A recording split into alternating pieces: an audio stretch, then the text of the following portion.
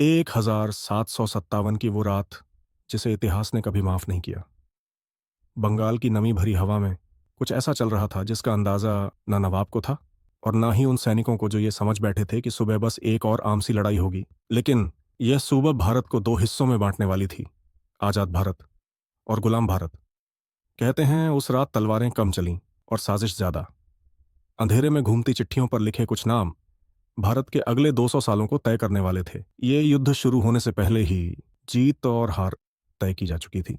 सुबह होते ही प्लासी का मैदान गूंज उठा, नवाब सिराजुद्दौला की विशाल सेना के कदमों से। लेकिन उन्हीं कदमों में छिपी थीं गद्दारी की आहटें। कई सेनापति पहले ही बिक चुके थे और अंग्रेज रॉबर्ट क्लाइव कम सैनिकों के बावजूद यकीन से भरा खड़ा था, क्योंकि युद्ध हथियारों से कम, लालच और धोखे से ज्यादा जीता जाता है। बारिश शुरू हुई तो जैसे सच खुलने लगा। नवाब की सेना के बड़े हिस्से बिना लड़े चुपचाप पीछे हट गए और देखते ही देखते बंगाल की ताकत धुएं की तरह हवा में उड़ गई। सिराजुद्दौला अकेले पड़ गए और भारत का भविष्य एक विदेशी कंपनी की मुट्ठी में कैद होता चला गया।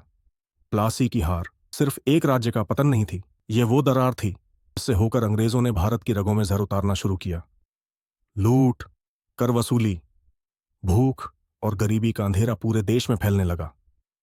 बंगाल का खजाना अंग्रेजों के हाथ लगा और उसी से खरीदी गई उनकी वो ताकत जिससे पूरे भारत को धीरे धीरे गुलाम बना दिया गया। आज प्लासी का मैदान शांत है, लेकिन उसकी मिट्टी अब भी उस रात की फुसफुसाहटें सुनाती है कि कभी कभी एक युद्ध नहीं, एक गद्दारी पूरी पीढ़ियों को अंधेरे में धकेल देती है। प्लासी सिर्फ एक युद्ध नहीं था, यह वो दरवाजा था जिसके खुलते ही भारत पर अंधेरा उतर आया।